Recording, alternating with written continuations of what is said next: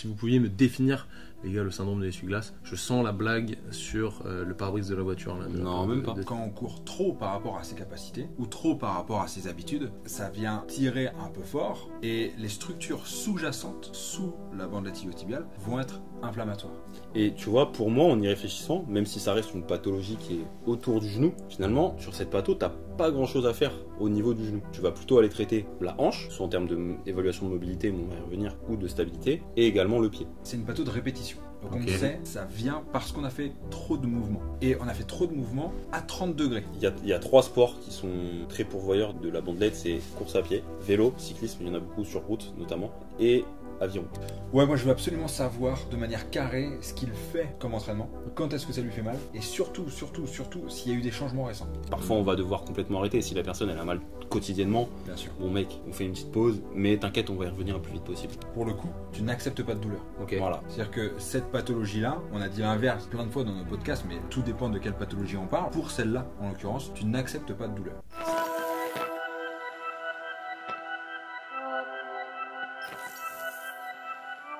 Salut les amis, bienvenue dans ce nouvel épisode du Training Therapy Podcast. Aujourd'hui, je suis avec mes deux compères de toujours, JP à ma gauche-gauche et Simon à ma moyenne-gauche. Ça va les gars? Très bien, impec. En forme, hein. En forme. On est prêt. Bon les gars, en ce moment, on est en juillet 2024. Et je suis en train de préparer un Ironman 70.3. Du coup, je côtoie des coureurs. Si vous nous écoutez, voilà, vous êtes super sympa, vous avez des physiques pas toujours fifou, mais D'accord, vous êtes bah, sympa. super. Le mec, Commence bien. il tacle Allez, direct. là on a perdu la moitié de la victoire. Dans les coureurs, on vous adore. En réalité, on me pose beaucoup de questions au sujet du syndrome de l'essuie-glace. Et moi, c'est une pathologie que j'ai jamais eue. Tu vois, je la connais sur le papier en tant que thérapeute, mais j'ai jamais ressenti cette douleur. Et aujourd'hui, j'aimerais qu'on aiguille un petit peu les gens là-dessus pour vraiment les aider à comprendre les problématiques liées au syndrome de l'essuie-glace. Déjà, qu'est-ce que c'est, comment on le rééduque et ce qu'il faut mettre en place tout au long de la rééducation, quoi. Donc, si vous pouviez me définir, les gars, le syndrome de l'essuie-glace, je sens la blague sur le pare-brise de la voiture. Là, Non, même pas. de Je Simon. l'avais pas. Enfin, Ouais. pour une fois, j'avais prévu d'être sérieux, mais J'ai des doutes. Mais ok. C'est quoi le syndrome de l'essuie-glace? Alors déjà, en effet, on n'appelle plus ça syndrome de l'essuie-glace parce que c'est trompeur. Maintenant, on appelle ça le syndrome de la bandelette iliotibiale. La bandelette iliotibiale, c'est tout simplement du tissu conjonctif, enfin un épaississement du tissu conjonctif qui va grossièrement du genou à la hanche. Et en fait, avant, on pensait que ça allait de part et d'autre pendant la course, ça allait de part et d'autre d'un relief osseux, le fémur en l'occurrence. Et le fait de passer trop souvent sur ce relief osseux, ça crée une inflammation locale qui crée de la douleur. Donc en gros, quand tu courais, ça venait frotter. Exactement. Comme ça. C'est Ok. ce qu'on pensait dans les années 2015-2020. Ouais, c'est assez récent en fait comme changement de paradigme. Et pourquoi on pensait ça? Parce que tout le monde n'a pas un syndrome de l'essuie-glace. On pensait ça parce qu'on pensait déjà que l'attache distale, en fait, elle se faisait qu'à un seul endroit sur le tibia, au niveau du tubercule de Gerdy, si je dis pas de bêtises, et que du coup, de facto, ça bougeait avec le mouvement du genou. En fait, on s'est rendu compte, il y a eu j'imagine des analyses sur cadavres, des dissections, pardon, qui ont montré qu'en fait, il y avait des terminaisons sur toutes les structures. Ça va sur la tête de la fibula, ça va sur les rétinaculum patellaire, ça va bien sûr sur le tubercule de Gerdy. Voilà, donc vraiment, en fait, on s'est rendu compte que cette partie ne pouvait pas bouger à proprement parler, elle était fixe. Ouais, et puis en plus, comme je disais tout à l'heure, c'est vraiment un épaississement du tissu conjonctif. En fait, faut imaginer, en fait, comme on apprend l'anatomie à l'école, on l'apprend de manière très mécanique et très isolée. C'est-à-dire qu'un ligament est seul à côté d'un autre ligament. Or, on sait que en fait, c'est juste un épaississement de la capsule. Et bien, pour la bandelette iliotibiale, c'est exactement le même principe. En fait, c'est juste un épaississement du tissu conjonctif. Donc, en fait, il est attaché de toutes parts. C'est pas une corde qui vient frotter sur un relief, quoi. Il est accroché aux os, mais il y a aussi les muscles qui s'accrochent dessus. Donc, on a bien sûr le quadriceps, il y a aussi les ischios qui vont s'attacher dessus. Et en haut, on a le TFL, parce que souvent on entend aussi j'ai un syndrome du TFL. Ça n'existe pas, le syndrome du TFL. Hein. C'est vraiment ce que tu disais, syndrome de la bandelette iliotibiale. Donc, je pense que déjà, ça c'est intéressant de bien recontextualiser d'un point de vue anatomique, comment ça se passe Anatomique, ouais. et à quoi ça sert du coup cette bandelette. Bah, en fait, ça va être un stabilisateur de hanche et de genou Ok. passif, enfin activo-passif, parce Oui, que parce qu'il y a des muscles qui s'insèrent dessus. Donc, Exactement. forcément. il y a le tenseur du fascia lata qui va justement tracter pour permettre cette stabilisation activo-passive. Et donc du coup, quand on court beaucoup, ou alors beaucoup c'est un mauvais terme, quand on court trop par rapport à ses capacités ou trop par rapport à ses habitudes, eh bien ça vient tirer un peu fort et les structures sous-jacentes sous la bandelette iliotibiale vont être inflammatoires. Ok. Donc en gros, ce que tu es en train de me dire, c'est que là, si on imagine un bassin de face, la bandelette iliotibiale, elle permet, si je me mets sur un pied ici, là, je décolle mon pied, d'éviter que Le bassin s'effondre. ça se casse la gueule. Voilà. tout à Ok. fait. Et au niveau du genou, ça permet quoi? C'est grossièrement anti-valgisant, quoi. Ok. Donc ça t'empêche d'avoir le genou qui rentre, Qui rentre à l'intérieur. trop vers l'intérieur. Plutôt qui va à l'extérieur, varusant. Ok. C'est Anti-varusant. anti-varusant. Ouais, ça paraît plus logique. Du coup. Je me disais, voilà, c'est pas logique. Non. Là, ça se tend quand t'écartes vers Ouais. l'extérieur, donc t'évites ça. Entre guillemets, ça joue un peu sur l'interligne articulaire, quoi. Voilà, c'est ça. Et en fait, il faut voir ça, il faut voir le membrin vraiment comme un ensemble. Et ça permet, avec le reste des ligaments et des muscles, évidemment, de garder une stabilité dans le plan frontal. Ok, donc du coup, si on court trop par rapport à ses capacités, on vient irriter les tissus sous-jacents à la C'est ça. bandelette et pas la bandelette directement. En fait, avant, on pensait qu'il y avait 3 possibilités. Il y avait le frottement, justement, comme JP vient de le dire. Après, est-ce De que la ça, bandelette. on peut l'exclure totalement? Oui, Ça, c'est exclu aujourd'hui. On sait que 100%. c'est pas le frottement de la bandelette. Enfin, Ok. c'est pas la bandelette qui est irritée. Par contre, il y a 2 structures qui peuvent être incriminées.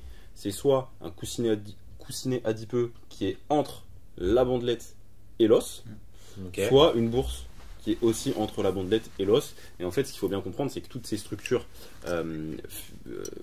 anatomiques, elles ont pour rôle de faciliter les glissements entre les structures. Et en fait, de ça, des coussinets graisseux, des bourses, on en a partout entre les différentes couches musculaires et les différentes structures pour permettre le mouvement en limitant justement l'inflammation. Parce que forcément, en effet, si on frotte une corde sur une surface, au bout d'un moment, même si la surface elle n'est pas abrasive, ça va finir par user le truc. Donc, Alors ces frottements, enfin, tu vois, on a du mal à ne plus utiliser le mot frottement parce que en vrai, ce qui se passe, c'est une pression. Parce que comme on C'est ça. disait tout à l'heure, ça bouge pas. Ça bouge pas. Une pression d'un- répétée, ouais. Voilà, en fait, c'est la pression répétée. T'as des gens qui vont sentir un clac-clac au niveau du genou. Tu vois ce que je veux dire? je pense que Un ça, espèce c'est... de ressaut. Ouais, je pense que ça, c'est pas vraiment la bandelette, c'est plus potentiellement les tendons terminaux, peut-être, qui viennent... Ouais, puis il y a un autre truc aussi qui se passe, c'est que on sait aussi que quand tu as une inflammation, tu as potentiellement Le dème. un peu d'œdème, c'est ça. Et l'œdème, pour le coup, lui, va rajouter de la pression sur les tissus. Et là, quand tu vas bouger, en effet, tu pourras avoir un espèce Petit ressaut, ouais. voilà, un petit ressaut parce que les tissus sont un peu comprimés. Quoi. Et ils sont pas dans leur position habituelle, entre guillemets, quoi. Ouais, Exactement. il n'y a pas la pression habituelle. Ouais. En tout À cas, si cause on- de l'œdème. Ouais, c'est ça. En fait, c'est pas la cause, c'est plutôt la conséquence Ouais. du problème. Quoi. Ok, ça marche. Et pour la bandelette iliotibiale, pourquoi on parle de pression, comment on s'en est rendu compte, c'est parce qu'en fait, la zone vraiment la plus douloureuse, c'est à 30 degrés de flexion. Ok. Or, c'est à ce moment-là où sur la partie distale du fémur, avec la bandelette, c'est là où il y a le plus de pression. C'est à 30 degrés. Ok. Donc en fait, c'est vraiment un problème de pression qui crée l'inflammation sous-jacente et donc la douleur. Ok.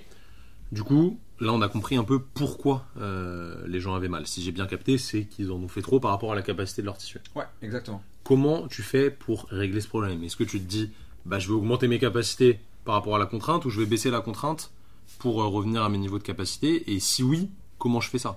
En fait, il y a un truc qu'il faut comprendre aussi sur la physiopathologie, c'est que il semblerait que la problématique, ce soit la vitesse de déformation de la structure, donc de la bandelette iliotibiale. Si on reprend le schéma de la corde, globalement, qui est attaché entre la hanche et le genou, le problème, c'est que le corps il va pas être en capacité de contrôler suffisamment le mouvement, et du coup, on va mettre trop de tension sur cette structure qu'on a définie tout à l'heure comme passive. en gros. Donc, forcément, la rééducation, elle va avoir pour objectif de contrôler un petit peu cette perte de stabilité. Donc, on aura un gros travail d'éducation thérapeutique, comme tu viens de le dire, mais aussi un gros travail au niveau de la hanche. Et tu vois, pour moi, en y réfléchissant, même si ça reste une pathologie qui est autour du genou, finalement, sur cette patho, tu n'as pas grand-chose à faire au niveau du genou. Tu vas plutôt aller traiter la hanche, que ce soit en termes d'évaluation de mobilité, mais on va y revenir, ou de stabilité, et également le pied. En fait, tout ce qui va avoir un impact sur le contrôle aussi du valgus de genou, qui peut amener un facteur de risque en plus, encore de souffrir d'une bondette iliotibiale. Tu parlais de vitesse là. Est-ce que du coup c'est lié aussi à la vitesse de mouvement, donc à la vitesse de course à pied? Si la personne elle manque de contrôle et que plus elle va vite, plus sa déformation est importante, oui. Si c'est pas le cas, non. Donc ça va être contextuel, je pense. Alors en fait, c'est une patho. Moi, je la prends plutôt avec un autre angle de vision. C'est une patho de répétition. Donc on sait que ça vient parce qu'on a fait trop de mouvements. Et on a fait trop de mouvements à 30 degrés de flexion de genou. Donc si en fait tu fais un fractionné par exemple. Ah, mais c'est pour ça que moi j'ai jamais eu, parce que je cours genou tendu tout le temps moi. Ah ouais. Ouais, j'ai pas de bois. Ouais, exactement. Mais alors ça, voilà, courez comme moi les gars, et puis ça sera terminé. Fin de l'épisode. Pour la petite anecdote, mon frère m'appelle un jour et il me dit, il est pas du tout kiné, et il me dit, JP, j'ai un gros problème. Quand je vais courir, à chaque fois je reviens, j'ai trop mal au genou. Il revenait, il avait tellement mal au genou à 30 degrés qu'en fait il revenait dans les rues de Paris, il courait pas à cloche-pied, en pas chassé. Il faisait une demi-heure de si pas un jour vous avez chassé. croisé un mec en pas chassé à Montmartre, c'était le frère de mon JP. ref. Flo, si tu nous écoutes. Donc en fait ça prouve bien que cette petite anecdote, juste pour vous dire qu'en effet c'est vraiment le problème de 30 degrés. Okay. Donc si tu cours souvent à 30 degrés, ce qui est le cas quand tu cours à ton allure 10 bornes ou 12 bornes ou 20 bornes, pas quand tu fais du fractionné, pas quand tu fais du sprint. Parce qu'en fait tu vas balayer beaucoup plus grand d'amplitude, tu vas aller moins à 30 degrés. Mais tu les passes quand même les 30 degrés. Mais tu les passes, mais moins souvent. Donc en fait tu peux avoir un syndrome de la parce que ta foulée est plus longue, tu vas avoir plus d'amplitude. Okay. En fait, si ton amplitude elle fait 0,45 tout le temps, mais proportionnellement, tu vas taper plus souvent les 30 degrés. Tu vois. C'est pour ça que c'est une pathologie du coureur. Pas du footeux, pas du rugbyman, pas du handballeur. C'est vraiment la répétition autour de 30 degrés. Il y a 3 sports qui sont très pourvoyeurs de la bandelette. C'est course à pied, en effet, vélo, cyclisme, il y en a beaucoup sur route notamment, et aviron, où il y a beaucoup de flexion-extension aussi. Mais c'est vrai que c'est pas dans des amplitudes de fou. Le vélo, tu fais pas, t'es pas sur un BMX quoi. Vélo, tu fais du 45-0 quasi tout le temps, 90 à la limite en haut. Mais et en fait, c'est 3 sports où tu as une répétition. Par contre, tu répètes tout le temps. C'est et ça. En plus, dans le vélo, tu viens ajouter cette composante de valgus pour avoir l'aérodynamisme, qui est important. Et sur l'aviron, pour en avoir fait une fois aussi, on te demande d'avoir les genoux un peu serrés pour pouvoir bien passer les mains et tout. Donc tout ça concorde en effet avec. T'as fait de l'aviron toi?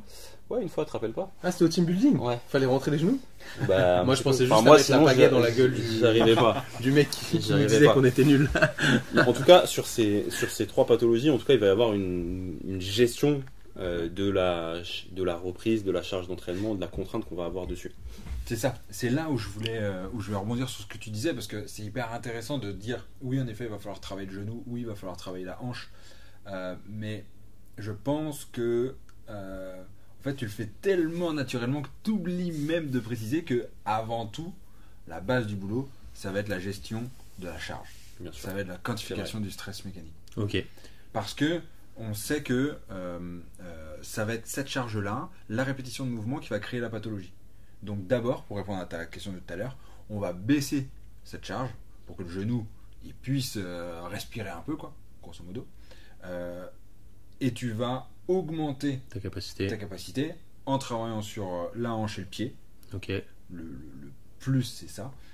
Ton genou, en fait, ouais, tu peux le travailler, mais je trouve en effet, je suis d'accord avec toi que c'est secondaire.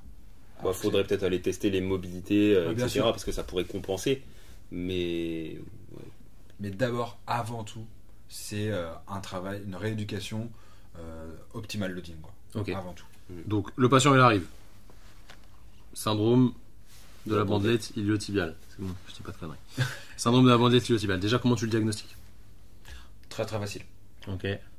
Juste avec l'interrogatoire, tu peux le savoir quasiment à coup sûr. ça, c'est, je pense, pour les pathologies de genoux, pour moi, c'est l'interrogatoire qui prime. Et avec ça, tu vas déjà pouvoir Bien sûr. vachement aiguiller sur les types de pathologies. Pathologie sur l'extérieur du genou, t'en as pas 50 non plus. Une douleur à chaque mouvement qui arrive généralement au bout d'une certaine durée ou d'une certaine distance. Généralement, c'est quoi que vous retrouvez dans vos patients? La durée, Ouais. ouais, c'est ultra variable. Ah En ouais. fait, ça va dépendre de quand est-ce que la personne elle vient. Ok. Des fois, ça va être 20 minutes, puis après, elle va forcer, ça va être 10 minutes, et après, elle va encore forcer, elle a mal dès le matin toute la journée. C'est ça. Ok. Dès la marche. Mm. Dès que tu passes 30 degrés. En fait, plus ça va être grave, plus le passage à 30 degrés va être douloureux. Tôt. Ok. L'intensité et le timing Ouais. vont s'adapter. Ok.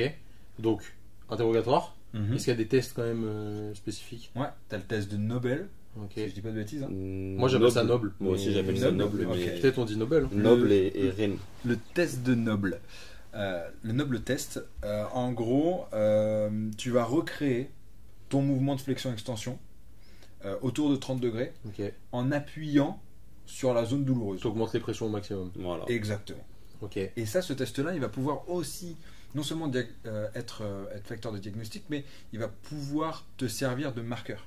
Mhm. C'est-à-dire que quand tu le fais, Oui, parce que tu peux pas évaluer le patient, genre tu peux pas le faire courir 20 minutes à chaque fois. Ah, t'as mal, ah, t'as moins mal. c'est ça. Là, si t'as un truc facile à faire au câble, c'est cool. C'est ça. Alors des fois, ça marche pas. Bah oui, parce que des fois, t'as la personne, elle a mal qu'au bout de 20 minutes. Bah, je fais Au 20 bout de minutes 20 de minutes. test. Pendant 20 minutes, Au bout de 20 minutes, t'as fait 20 fois 180 pas par minute, donc énormément de mouvements. Tu fais 10 tests, enfin 10 flexions-extensions, t'as pas C'est ça. recréé le truc. Un jour, j'ai un mec qui m'a dit, ouais, j'ai mal au bout de 50 bornes. Ah. Bon, c'est chaud à tester, Ouais, tu c'est vois. un peu relou. Ouais.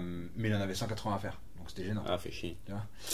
Et en fait, ce test-là, quand tu vas appuyer, si t'as mal, Changer de sport, les gars. si t'as mal au bout de 30 répétitions, enfin, non, tu fais ton test, le mec il a mal au bout de 5. Il revient 2 semaines plus tard, il revient, tu refais le test, il a mal au bout de 10 ou 20. Eh ben, tu sais que ta rééducation elle est en train de marcher. Ok. Parce que c'est Dans la moins bonne direction. inflammatoire, la douleur revient moins vite. Ok. C'est clair. Donc, test de Noble, test de Rennes. C'est les deux. Le test de Rennes, c'est la même chose, sauf que tu vas pouvoir le faire en charge en fait. Ok. Et tu vas demander des flexions-extensions. Et Genre un pistol squat, quoi. Même pas parce que c'est vraiment un step down. C'est vraiment les Bon, un premières. pistol squat de mec pas les- mobile, quoi. Voilà. Vraiment très pas mobile. Très peu mobile, pardon. Et en fait, tu viens pareil rajouter une compression et ça vient reproduire le. Ok. le symptôme. Hyper simple. Hyper Donc, simple. tu fais tes tests, t'évalues ta douleur, 0 à 10, nombre de Ouais. répétitions, etc. Est-ce que tu vas regarder d'autres choses au niveau mécanique? Alors, moi je pense qu'il y a un truc qui est important pour le diagnostic différentiel, ça va être d'aller évaluer la mobilité patellaire. Parce que, pour le coup, si tu as une patella qui est hypomobile, ça peut reproduire des douleurs à la course qui peuvent être localisées sur l'extérieur. Mais en fait, ça va pas être les mêmes. Ça va pas être aussi franc, ça va pas tout le temps être à 20 minutes. C'est des fois j'ai mal, mais des fois j'ai pas mal. Et là, il n'y a pas de logique. Un syndrome de la bandelette iliotibiale, c'est pas ça. T'as mal régulièrement au bout de 20 minutes. Donc vraiment aller chercher les mobilités patellaires, bien sûr en contralatéral, pour comparer s'il y a une différence. Surtout s'il y a un antécédent de blessure au niveau du genou, en croisé ou ce genre de choses. Moi, au niveau du genou, je reste principalement sur ces choses-là, perso. Le test de Noble, la mobilité patellaire. Tu regardes la cheville ou pas? Et après, bien sûr, je vais aller en dessous et au-dessus en termes de mobilité. Je vais aller regarder au niveau du pied, est-ce que j'ai un affaissement de la voûte plantaire déjà en statique, de manière posturale. Et au niveau du bassin, est-ce que j'ai une bonne stabilité pelvienne en charge? C'est-à-dire Ok. sur une jambe, comment je me comporte? Est-ce que je suis complètement relâché ou est-ce que j'arrive à maintenir Ouais, est-ce que ton bassin il décale pas? une Qu'est-ce que ça impliquerait le fait que la voûte plantaire s'écrase un peu en interne, genre comme ça, tu vois, que ça rentre? En Pourquoi ça augmenterait les pressions ici? fait, le truc, c'est que le valgus augmente les pressions sur le genou. Ok. Et du coup, toutes les entre guillemets compensations qu'elles viennent du pied ou de la hanche qui favorisent le valgus vont vont être, augmenter les pressions sur la bandelette. entre guillemets, problématiques, vont être des facteurs de risque. Et puis moi, je vais même aller plus loin. Si tu as un manque de stabilité au niveau du pied, en fait, tu sais que la charge, elle va devoir être gérée ailleurs. Exactement. Donc en fait, tu as un manque de stabilité quelque part.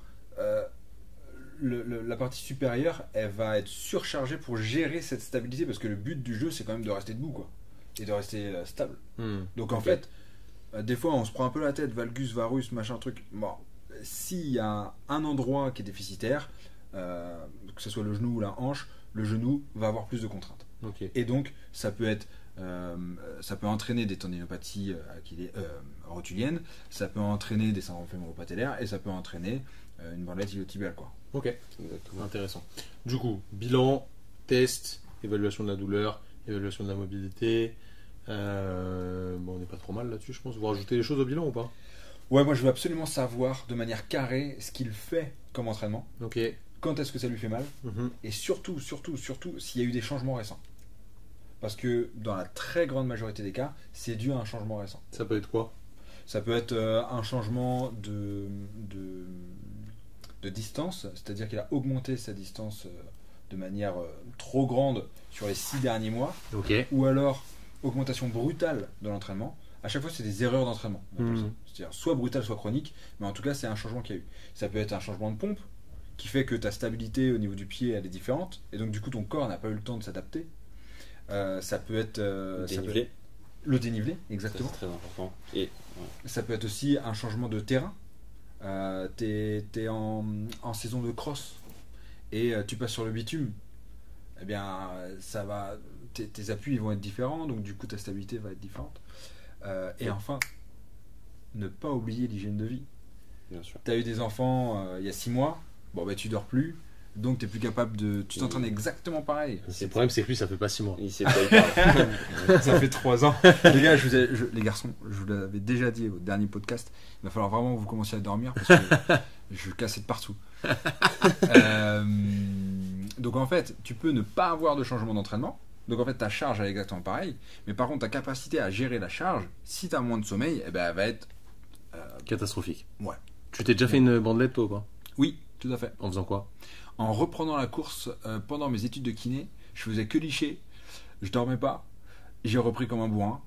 Bah en fait, j'avais un cocktail molotov parfait pour me faire une Il me bandelette. semble qu'il y a une personne à ma gauche aussi. Ouais, moi ça Ça m'est fait arrivé reprise de fractionné avec mon acolyte Maxime. On avait fait une petite séance 8 km à genre 17 ou 18 km/h en cumulé. Ça a suffi pour me faire mal.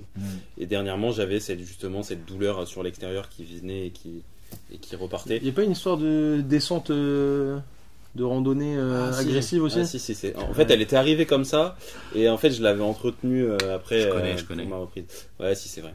Ouais, on était parti un matin faire un petit trail tranquille, et puis il y avait. Tu courais pas surtout? 10 km de descente. Ouais, non, je courais. 10 km de descente. Ouais. Ok. On avait fait 10 montées, 10 descentes, tranquille. Ok. C'était bien, hein, mais c'était pas très progressif. À ne pas reproduire, messieurs, dames. Ok, donc là, on a tout évalué chez le patient. Qu'est-ce qu'on met en place en rééducation maintenant? Juste sur le point musculaire, je pense qu'il faut aller évaluer, donc bien sûr le pied, la force au niveau des muscles intrinsèques du pied, la force du mollet, parce que ça va répartir les contraintes. Et au niveau de la hanche, très important, aller évaluer les fessiers, stabilité sur une jambe, mais aussi toute la chaîne latérale, le gainage, les abdos, bien sûr. Et je pense que ça, c'est vraiment très important à évaluer. Et en fait, qu'est-ce qu'on fait pour le traitement? Tout va dépendre de ce qu'on a trouvé au bilan. Si on n'a aucun déficit de mobilité sur le pied, aucun déficit de mobilité sur la hanche, une bonne mobilité rotulienne, écoute, c'est pas de la mobilité pendant ta rééducation, ça servira à rien, tu vas perdre ton temps.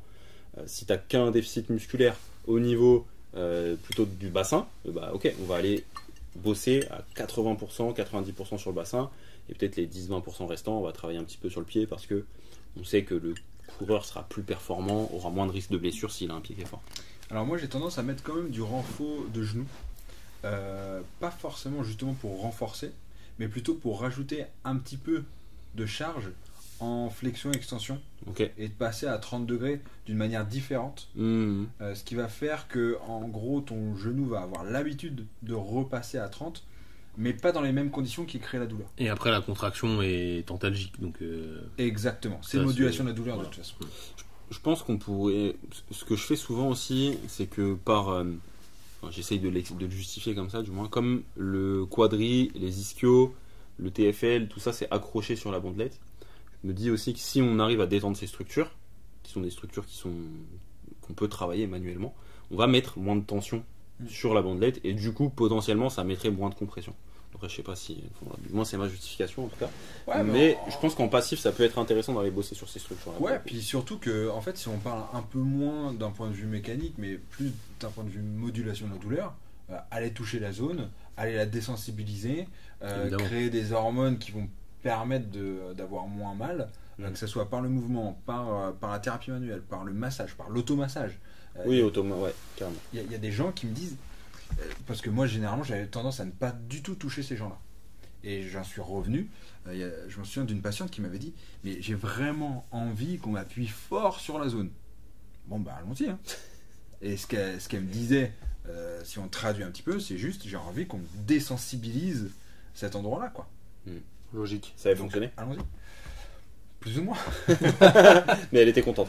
Mais elle était contente, voilà, elle s'est satisfaite et elle trouvait plus que juste ce que je lui donnais, quoi. Ouais. Bah, il y a un contact physique. Donc, du coup, rééducation, à partir de quand on se dit, ok, le patient peut reprendre le sport? Déjà, est-ce que vous lui avez fait arrêter la course à pied? Non.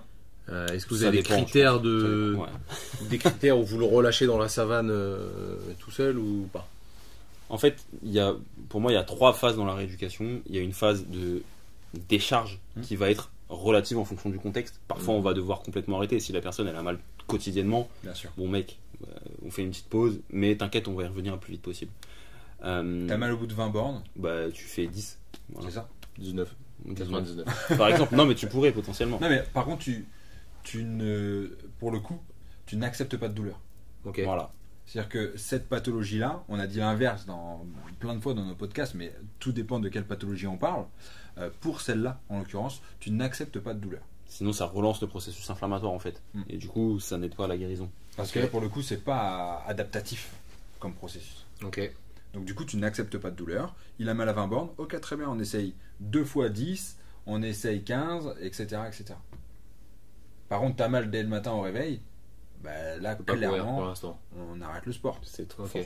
Bon, tu vas adapter, tu vas faire du travail croisé. Si jamais il a pas mal sur le vélo, il fait du vélo, etc. Tu arrêtes le sport spécifique qui crée la douleur. Après, c'est d'entretenir le. C'est là où c'est problématique sur cette pathologie-là, parce que comme on l'a dit, le cyclisme, c'est aussi, enfin le vélo, du coup, c'est aussi pourvoyeur de ce type de blessure-là. Et souvent, si tu as mal en courant et que tu appuies sur les pédales, pas que tu es là en train de faire le touriste, tu vas aussi avoir mal sur le vélo. Donc à tester, mais il y a quand même des chances que ce soit douloureux. Trouve une activité qui te fait pas mal.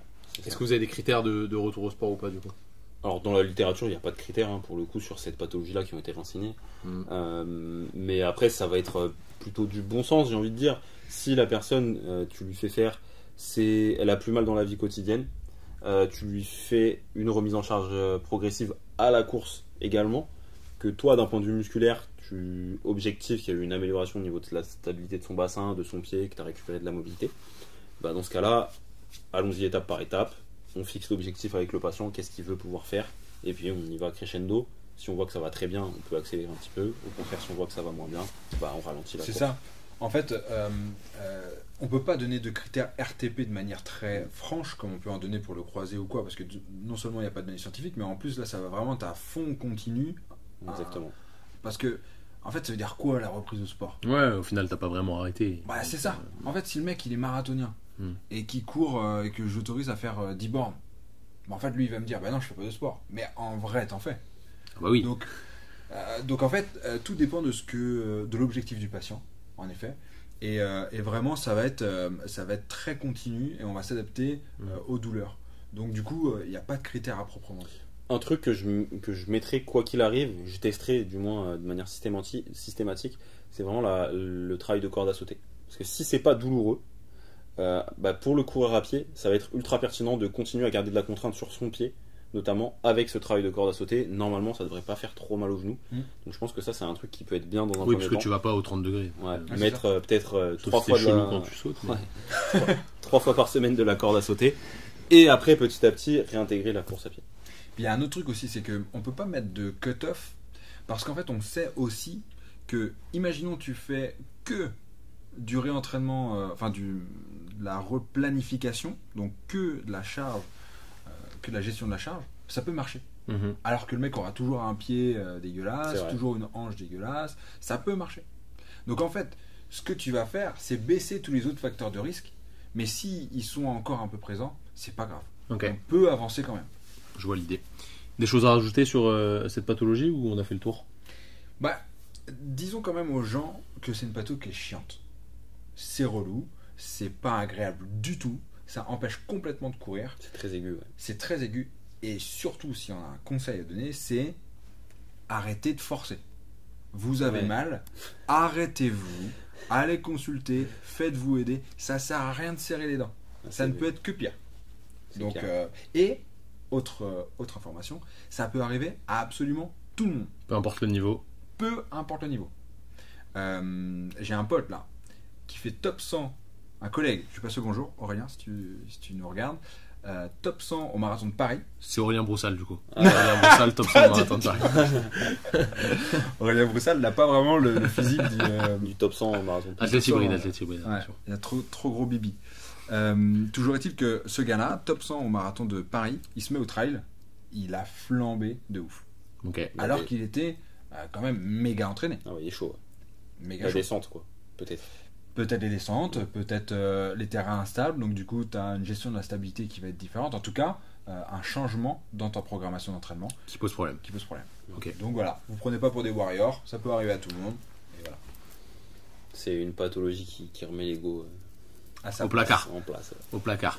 Bref les amis, j'espère que vous avez kiffé cet épisode. Si jamais c'est le cas, n'hésitez pas à nous le dire dans les commentaires. Un petit merci.